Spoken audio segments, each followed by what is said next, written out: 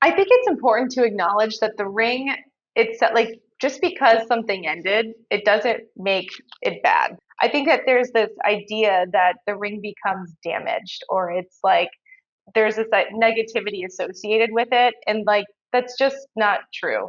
They are things independent of the meanings that we give to it. So we call it pre-loved because it was pre-loved. It was loved. It symbolized this love for this couple at this time, and it no longer does. But now it can create that symbol for you, and it can continue to have a happy ending, just as you're creating this new happy ending. So it's not pre-worn or pre-used. It's pre-loved, and you can continue to love it.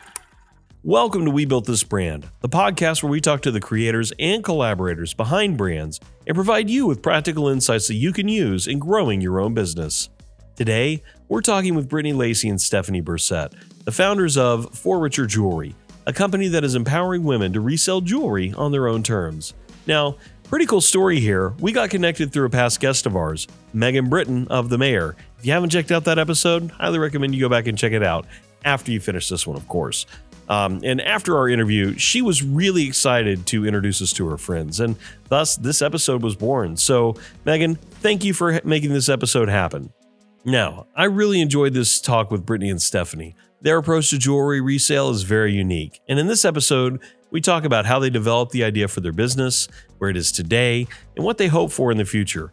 They were a pleasure to talk with, and I'm sure you'll really enjoy this interview. So, without further ado, here's my conversation with Brittany and Stephanie of For Richer Jewelry. Well, Brittany, Stephanie, welcome to We Built This Brand. Thank you. Happy to be here. Thanks, Chris. Excited to talk. Yeah, it's great to have y'all on here and great to be talking with y'all today about For Richer Jewelry. I'm really excited to dive into that story and learn a little bit more from you all on what motivated you all to start it and how you've built that brand since. So where I always like to start is just with a little bit of background. So where did you get your start and how did you two meet? Sure. So Stephanie and I met in 2019. We were working at a direct-to-consumer startup in Nashville together. We were the early hires on the brand team, and we both had more of a CPG background. So we were excited to work together in building this new consumer brand for this startup. We got to talking about this business. We had a photo shoot for the startup we were working at one rainy, dreary, gray Nashville January day. And I was kind of lamenting to her about how I had a ring from a relationship I was no longer in, and how it's the one thing I can't seem to find a viable solution to sell or get rid of. I had tried online jewelry reselling options that always felt like I wasn't getting the full value of it. I took it to jewelry stores and I really wasn't getting the value for it. And we were just kind of chatting about what a bad experience it was. And in true brand manager fashion, there's got to be a better way. And kind of just chatted through like what an actual solution could be. And that was the humble beginnings of it, but it's kind of grown from there. But I think Steph and I immediately latched on to each other as having similar CPG brand backgrounds, and we have a really similar way of approaching problems and looking for that big solution and trying to connect to a solution. So that's, I think, what drew us together to start. Yeah, Brittany nailed it. That is definitely our origin story. We always laugh, if you listen to some other podcasts, they'll say like, oh, I used to be a consultant and management consultants are always the one to be entrepreneurial. It's totally brand managers. It's totally us. We're the ones. Always invest in a brand manager because we're the ones, like we found each other. You're launching a product, you're dealing with retail, you're having to evaluate creative. Sometimes you're doing the creative yourself. True like left brain, right brain situation. And Brittany's 100% right. We found each other. It's like such part of our lore. It was January 2nd. It was the day after Christmas break. And we were like at an unsuccessful photo shoot, dying a slow death. And it's really nice to find each other and say like, this is a great idea. Let's go be the CEOs of our little tiny side business while we work full time. So yeah, Brittany nailed it. That's exactly our origin story. Yeah. I love the idea of like building a side hustle. I mean, that's honestly how this business got started, or the not the podcast, but the business that I run got started was, hey, I'm going to do this as a side hustle until I can find my way out the door. So That's really neat. So is this full time then for you all now? I wish it were, Chris. We're still side hustling along. We've both switched jobs a couple times. We're still working full time, each of us in our kind of director level marketing job. So we make time every single week to meet, and we knock it out when we've got a minute. I think I probably text Brittany 47 times a day, being like, "What do you think about this post for social media?" And then she like nods and smiles at me. But yeah, we're still trucking along. I mean, that was 2020 that we founded the business, so we're still going 5.5 years later. Yeah, that's really great. So tell me a little bit more about the idea behind For Richer Jewelry. The idea behind it was, how can we make reselling feel like a destigmatized and positive experience for both the buyer and the seller? So, me being on the seller side, I continued to hit kind of roadblocks in the options that were available. Something about a pawn shop feels icky, for lack of a better word, for a consumer. I was afraid to even go to one, so that's not one that I did. I met with some local jewelers. Actually, Stephanie and I made a whole day of going around Nashville to different jewelers, and getting my ring an offer for what they would pay. And there was like a $10,000 range between the lowest and the highest that I was offered. So there doesn't seem to be a lot of rhyme or reason in what you're getting. And it's also a significant drop from what the ring was bought for, and even more significant for what it was appraised at. And so there's a lot of confusion on the consumer side of like, what is this ring actually worth? And then I also looked into the online reselling options that exist. And as I started to go down that rabbit hole, I found that a lot of these companies are owned by larger jeweler brands. So it's really similar to selling to a brick and mortar in that they they benefit from buying the ring as low as possible because they are also going to turn around and resell it for a profit. So there wasn't really an option that sold directly from the seller to an interested buyer. And that felt like such a miss for us, especially wanting to solve problems. Like, that is at the core what a brand manager and what Steph and I's background is. So as we were brainstorming it, we were like, what if there is a way for a seller who's interested in selling to be able to sell directly to someone who wants to buy it? The benefit being the buyer gets it at a significantly less discount than they would get at a jewelry store, but then the seller also would be able to sell it for more than they would get at a jewelry store. So we're like, it's a win-win-win. Why is no one doing this? And the more we investigated it, we were like, this feels very, very real. So that led to the business coming to be. And then from there, we just, like Steph said, I mean, we're doing this as a side hustle. So we met here and there and we mapped out this business. And from 2020, it kind of snowballed and grew from there as we actually made it an actionable and real business.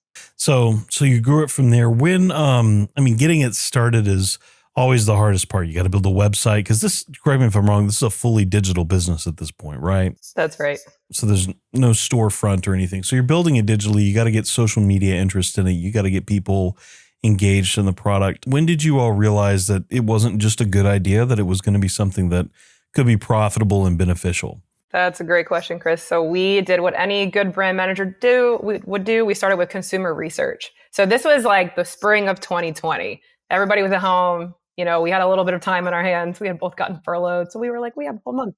We have plenty of time to work. So we started with a pretty easy survey to our friends and family, just like trying to suss out the idea. You know, what does this make you think? How do you feel about it?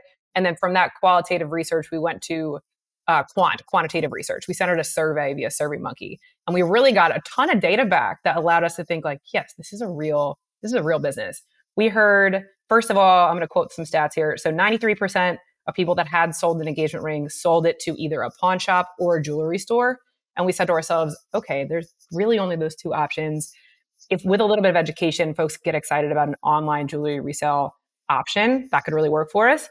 Then the other part that we heard that really encouraged us to get going, we heard that 83% of the people we surveyed were somewhere on a spectrum that said, yes, we would buy or sell a pre-loved engagement or wedding ring. So some folks were totally unbothered. They were like, yep, sounds good. As long as the rock is big, like I'm in. Some people thought, I'm open to receiving or purchasing. I'd like to know a little bit more. And then some other folks thought, yeah, I'm interested in buying secondhand as long as it's a good value. So that's 83% of people surveyed. And we were like, that's a real thing. Let's go get done. Let's get going. Yeah. And then from there, I feel like we took quite a few steps. Brittany and I were like wearing every hat. Every single hat. Every hat. LLC, trademark, no thanks to any lawyers. We did those ourselves. So we maybe should have gone to law school instead of becoming marketers. We did. Yeah. I mean, we built the website. We paid somebody to build the website first and it wasn't very good. So then we built our own website for free. We did the P&L. I mean, we just put every hat on and we got it done. That is awesome. So you pretty much bootstrap for the most part, everything. Oh yeah. Yep. Sure did. It's a lot of fun building and crafting a business like that, though. There's a lot of heart and soul that goes into it. And you've thought through everything that you could possibly think through when you've built like that. So that's really neat. You said something that I found really interesting. You said pre-loved rings.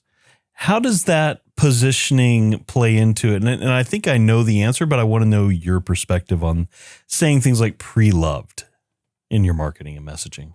I think it's important to acknowledge that the ring, it's just because something ended, it doesn't make it bad. What all has happened. And so to call something, I think that there's this idea that the ring becomes damaged, or it's there's this negativity associated with it. And that's just not true. Rings are they are things independent of the meanings that we give to it. So we call it pre-loved because it was pre-loved. It was loved. It symbolized this love for this couple at this time, and it no longer does. But now it can create that symbol for you. It's still it can continue to have a happy ending, just as you're creating this new happy ending. So it's not pre-worn or pre-used, it's pre-loved, and you can continue to love it. And we also, just as a side too, I love that, Brittany. I'm like, let's use that in our social this week. That was so good. We also don't only get rings, that are the product of a divorce, right? We've had several that are the product of an upgrade, which means pre-loved, your spouse is going to upgrade your engagement ring, which means there's a lot of love there. We get some that the folks, maybe they just didn't like the style for themselves, but they're still planning on getting married, or they still are married, or even, they might have inherited it from somebody else and it isn't their style. So we do source from a bunch of places, and that kind of encapsulates that there isn't bad juju. The ring is it's a gorgeous piece of jewelry ready for its forever home. I think that's a good point, because I could see how people would be maybe off put by it if it was just used, or if it was, pre-worn. It just doesn't have the same cozy ring to it that pre-loved does. And I think that's a great perspective on it too, because it's not just always a divorce or always, someone passing away that you're getting rid of this ring. It's other reasons too. So that's great. So take me through the process then, from the buyer's perspective. What is it like to deal with furniture, and what does it mean to that person that's coming into this process? So on the buyer side, Steph is our social media guru. She's got such a heart for it and creates some really great content. But that's a great lead pool for us. It's creating an audience of people that are really interested in both buying and selling. So we start there, reaching out to our leads, sharing the rings. Steph and I feel pretty happy with the copy that we write for our rings too. Every ring has a little story behind it. It's named after the person who's selling it, and we create a relatability to this potential new buyer to share, the right person this is for. We have a classic all-American ring. Do you love that first crisp day of fall, or Taylor Swift, Diet Coke, Chris, we we always write all of our copy together for the rings. We that's our sacred time together. And I feel like the two of us have just the funnest vibe when we're that's it. That's the perfect one. So if you ever look at our listings, you could just picture us now, behind the camera, just yapping. So I think it really starts with good copy. We know who we're talking to, and that allows us to relate to this. We really try to get into the mindset of this buyer and who's looking for it, and then write to them. And then other than that, it's meeting them where they are. So interesting on the buyer side is that both men and women, what we found with our past buyers is the woman finds it and she'll forward that to her partner. And then the partner will reach out and say, hey, my girlfriend sent me this. And then we work with their partner from there. I mean, I'm thinking about my own, like, engagement ring process and the buying process. For me, it was about finding something that was something that my wife would enjoy and really like over the years, but also something that I picked out, if that makes sense. Like, I have input on it. I have a thought to it, and that's its own process. So that collaborative process, I'm sure quite often, and even in my wife's case, I remember going and I had already picked out a ring and still like pretending to shop with her. Love it. Love it. I love that. And pushing towards rings that she would absolutely hate just because I was teasing her. And I was like, what about this one? It's got that diamond shape that you really hate. And she's like, yeah, no. So no, it was a lot of fun. What does it look like? What does her engagement ring look like? Oh gosh. I'll have our editor put an image up of it. Because it's hard for me it was a pillow cut. I remember that. It's a pillow cut. And then it's got an inlay. It was kind of a combination of wedding and engagement ring. Pretty. Okay. So it's got an inlay of diamonds on the engagement ring and an inlay of diamonds on the wedding band itself too. I love when they work together like that. Yeah, it's really, I love it. It's really pretty. That was the thing for me. I didn't want to just get something where she was like, all right, I picked it out of a catalog, go buy it. I wanted some of it to be for me since it's such a financial investment on the husband's part here. So, but when I did that, yeah, it was my only complaint with it is the diamonds, some of the diamonds tend to fall out. So getting that replaced has been a problem, and not really a problem over the years, because we went to, here in Knoxville, we have a jeweler you all may be familiar with called Markman's Jewelers, and they've done a great job supporting that ring for us over the years, and doesn't cost too much to replace those small ones. But the little paves, they do fall out. Yeah, that'll happen. Yeah. So that's the only unfun part is, okay, there's just an ongoing cost to this thing, but it's worth it. It's worth it. That's really fun. And I love the creativity behind that. I think that adds a lot more character to what you're talking about too, because the only other way I guess you could go about naming the rings would just be to make it very boring and be like the pillow cut or the, whatever diamond cut, is popular right now, and just put that name on there if you very blasé with it. But you're selling something that was important to someone else. So I don't think we need to shy away from that. Like you were saying with pre-loved, like, let's own that. And that's the stance that we've taken. And it makes us also keep the people in mind. So obviously one of the benefits of going with us is that we're a little small business. Like, you're dealing with us. And so when we're dealing with, the Brittany or whomever else is in our inventory, we really are picturing the people we're communicating with and making sure, oh, hey, did you email, Frankie back? Did you get back to Brooke? So that we're keeping those people top of mind, because it is like an emotional time for them too. They're saying goodbye to something that maybe signifies that they thought their life would be a little bit different or what have you. And so, they're like true people, and we get to know them a little bit through communications and emails, and we think of their personalities when we're writing the copy a lot of time. So it's nice for us too. That's great. Is there any situation where you've had to not sell a ring, or had to take it back or cancel or anything like that? When they're ready to send it off, I guess they just send it to you. They're ready to go.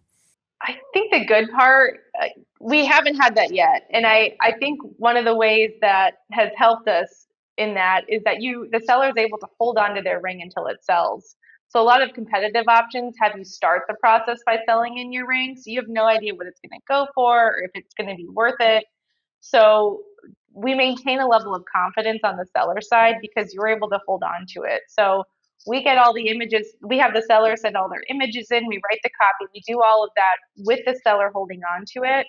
So then once it sells, we're able to say, hey, it sold for the price we agreed to. Are you ready to sell it? And everyone so far has been up for it because we've been pretty open along the way of the price and how it all works. But I do credit that with being able to hold on to it the whole time, because then there's no loss of a sense of security and where's my ring? Was I really ready? You know what you're getting yourself into. Want to launch a podcast without the hassle? HumblePod makes podcasting easy. From concept to launch, we'll help you create a professional, engaging show. Already have a podcast? We handle editing, show notes, transcriptions, and even video production, so you can focus on your content. With our tailored services, you get high-quality production, seamless publishing, and expert support at every step. Whether you're starting fresh or leveling up, HumblePod ensures your podcast sounds amazing and reaches the right audience. Visit HumblePod.com to get started today.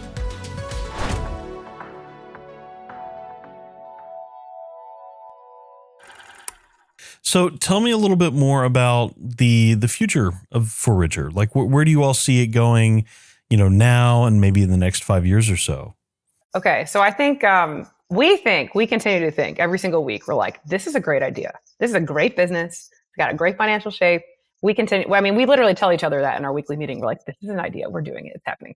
We're doing it. Every time something big happens, we go, we're really doing it. It's happening. We're doing it. Nothing like some positive self-talk. Good vibes over here. But we think there's a huge untapped customer base for our business, right? We are pretty much talking organically to the customers so far that we've gotten, haven't invested a ton of money, even in a lot of paid marketing. And so we think that based on the good idea, based on the giant customer base that's available to us, we think we can keep growing this business and be able to reach and help people nationally and possibly even internationally. I think we did the stats at the very beginning of our business, and I'm forgetting what they are, but there's like X many millions of divorces every single year, not to mention widowhood, not to mention upgrades, not to mention inheritances. And so every single year it replenishes over time, right? And we also know that based on economic factors, based on sustainability habits of, younger millennials and Gen Z, folks want a really good deal. They're not like, oh, let me go spend 3 months' salary on an engagement ring from Tiffany's anymore. Although we do have a Tiffany ring in stock and she's very well priced. But they're also very big on sustainability. No one is looking for a blood diamond. Very few people want net new anymore. And so we just think the consumer insights are there. The market is there. And, I think there's kind of no limit to the upside here. That's awesome. You're talking about expanding out beyond just engagement rings then, it sounds like. I think eventually we're open to that. We're proving the concept out with rings. We didn't want to overwhelm ourselves with trying to take on too much too fast, but eventually, yeah, like there's definitely an opportunity to get into jewelry in general. And I think if we really let ourselves dream, we love the idea of being able to be more full service and like resize rings and maybe reset rings, because that gives us a little bit more of a market to address. But like Steph said, there is a huge untapped market just in engagement jewelry. So that's what we're focusing on to start. Well, and it's good to have a nice solid niche as you're building your brand. Exactly. Especially with just us two. It just really helps to make sure, we have the financials straight, the process straight. We continue to learn every single time we sell a ring. So, nowhere to go but up. That is exciting. Well, as we talk, I always like to ask on this program as we're learning about brands and learning about you all too. Always curious to know, like, what is top of mind outside of, like, I know we talked a little bit about the future, but what is top of mind for you all in the industry right now? Like, are there concerns about the economic future that make you excited or concerned?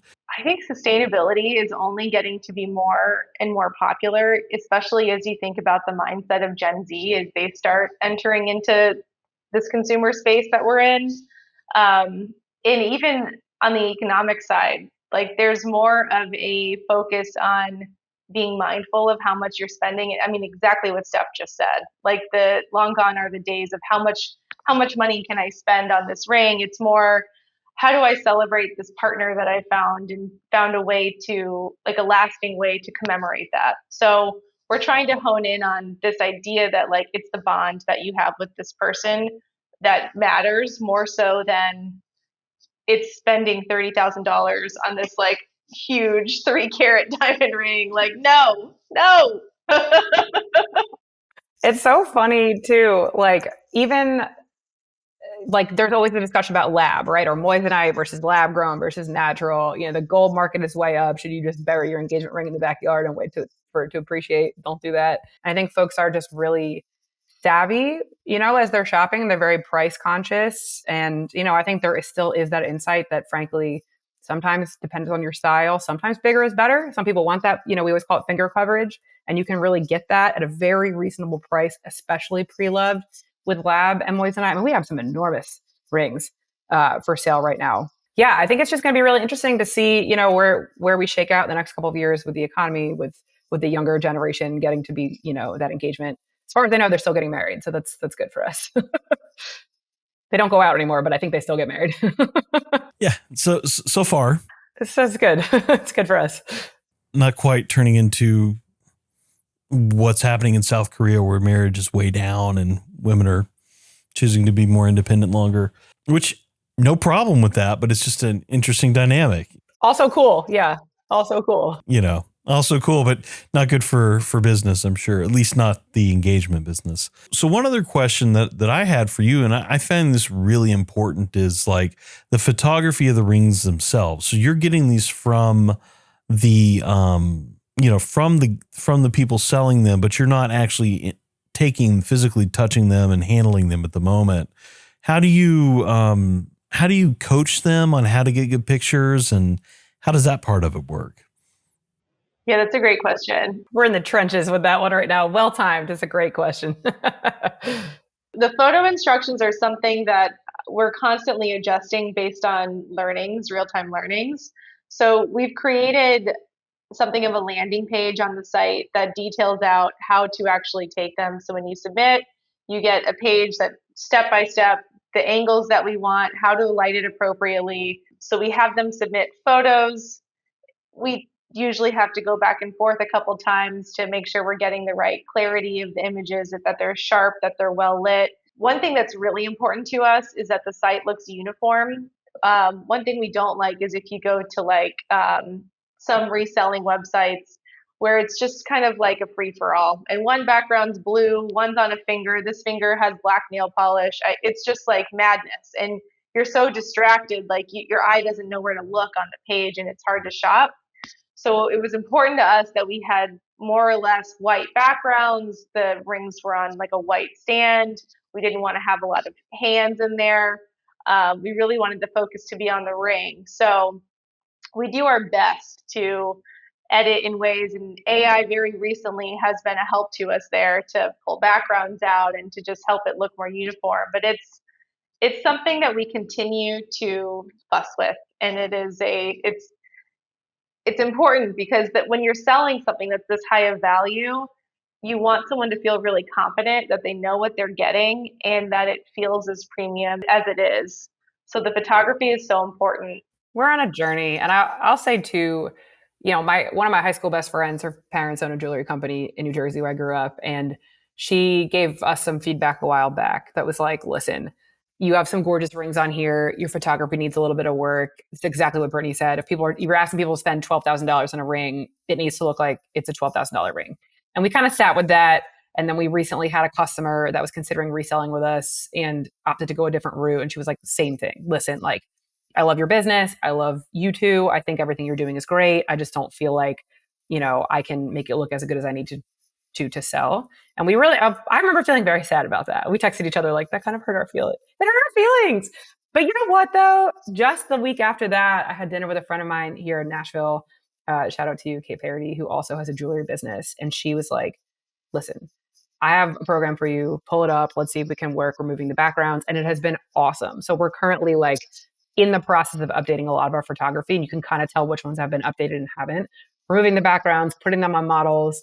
Our friend who owns a design agency has let us use some of her Shutter stock photos. If you see like some gorgeous hands and faces, Jackie Temkin at the Design Co. Thank you so much for that. But it's true. It's like, it's a labor of love. We're always learning, and this one is really important because it is our front door, and we want people to feel very confident that they're looking at a high quality site like, a Blue Nile or like a Tiffany's or whomever else.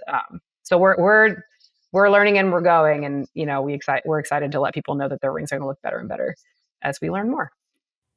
Well, I mean, it can be a hard thing to get someone to get the right photo in the right way, the right look. I've done product photography and stuff in my background, so like I'm very familiar with all this stuff. And yeah, it's really hard to get good lighting, consistent color. Even the monitor you look at, stuff on is going to vary the color of the ring and everything. So you got to be careful about that. But yeah, it helps to see the original too. I mean, just drawing from personal experience with camera gear and things like that. I've bought some used stuff, and there's a site that I now use almost religiously called MPB, which if y'all are ever looking for media gear, MPB is the place to go. And they when you ship your stuff to them, now you do ship to them and then they resell it, but they buy it from you first. It's kind of their model. They actually have a really good trade-in values, side note. But they photograph all the gear that they bring in, and they show you the gear they photographed as opposed to just putting up a stock photo of the product. It makes a big difference in understanding what you're getting, what it's going to look like when it comes, and what you can expect from it. Because I don't mind buying something with a few scratches on it, as long as the scratches aren't over the monitor or, damage the unit. And it's price to reflect it. Exactly. And that's a good insight too, because I think folks are really used to buying things. I mean, eBay, Poshmark, like they're used to buying things used in that model. So that kind of helps us with that hurdle, but it's so true. Like you just want to know what you're getting, and you want to know the size, you want to know the shape, you want to know that the diamond sparkles and that it's firmly attached. So we're hoping to convey that with our photography. Well, that's definitely, I can tell y'all are definitely on the way to doing that. So that's great. I notice, in fact, the consistency is the thing that brought it up, was all the white backgrounds and the way you've got kind of a white on white look for most everything. It was like, oh, I see some consistency here. Are they shooting this themselves or what are they doing? So that's cool. Oh, that means a lot that you called that out. Great to hear. We've been sweating that. We've been sweating that for months. So that's awesome. Well, you heard it here first. Well, thank you all so much for coming on the podcast. It's been a lot of fun. Before we go, I always like to ask a fun question, and that is, we're talking about brands here. So what brand do you really admire the most right now and why? And I'll ask each of you that question. So Brittany, I'll start with you. Yeah, I love direct to consumer brands. I think that they do a really good job of understanding who they're going after. My personal favorite right now is Aura Ring. I have one, but I think that their branding and the way that they understand their consumers is pretty unmatched. Like they go above and beyond to understand how their consumer is using their product, and then they innovate ideas to make the experience even better. And as far as I know, it's not even things that like people are asking for. They understand how people are using it, and then they use their team to kind of think, how can we make this better? I think they also do an exceptionally good job of talking to their consumers on social. They truly understand who their customer is, how to talk to them, and how to create like little memes and jokes that you only get if you're part of the Aura community. And I think as far as a brand that really gets their customer, it's Aura right now. That's my fave. That's great. Stephanie? It's a good one. You're influencing me. I don't have one. And I'm like, do I need one? Okay. I will go with a more classic consumer brand. So I've got ELF, Eyes, Lips, Face makeup. I realized that I have a full face of it today. And I slowly but surely have converted over to it as a great drugstore brand for a couple of reasons. I just think their packaging and their shelf presence is really slick. Like it's just fresh and bright. It's so clean. It literally just has the brand name. It's really pretty. And I just think the price point is there at a place where you can go to Sephora and be spending hundreds of dollars for a like a Dior lip oil. And this is pretty much the same product for whatever it was, $6.99. So, I think it's a great mix of it's actual quality, good wearability, good affordability, fun brand. They do some nice stuff, on social too. So I like influenced myself into having a face full of VLF today. So hopefully it looks good. You look great. Thank you. Also, I will say our like North Star, like patron saint, we love Sarah Blakely from Spanx. We just like love her. We love her. She flies all of her friends in a private jet everywhere to somewhere fun. She's like one of the first female self-made billionaires. I feel like she uses her power for good. And the inside of Spanx, I'm not I love Sarah. If you're listening to this, Sarah, but like her most recent sneaker collection was like a little bit wild, but her clothing line is like always on point, good quality, inside driven, all that good stuff. So we love Sarah too. She also bootstrapped her business from just $5,000. So like that, we're like, if she can do this, like we can do this. And she just did it by like, she just made it happen. She walked into buyers at Neiman Marcus. She just isn't afraid to put herself out there. So we're like, be like Sarah, get it done. That's it. Next up, PJ. Easy enough.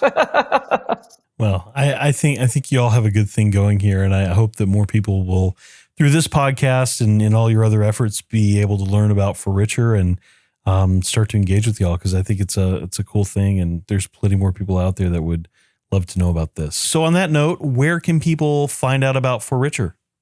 Yeah, visit our website, www.forricherjewelry.com, and then come see us, same handle, social media. I am chronically online, so I love TikTok. Come see us on TikTok, come see us on Instagram. We're always having a good time. We'll always respond to you. So like and follow and share, and let us know what rings you see. And feel free to go shopping. Awesome. All righty. Well, Brittany, Stephanie, thank you all so much for coming on today. Thank you so much, Chris. This was so fun. Thanks for having us. This is great. Thank you for checking out this episode of We Built This Brand. Don't forget to like, follow, and subscribe on your player of choice. You can also keep up with the podcast on our website at webuiltthisbrand.com. If you like this episode, please give the podcast a 5-star review and make sure to tell all your friends about it so we can continue to build this brand.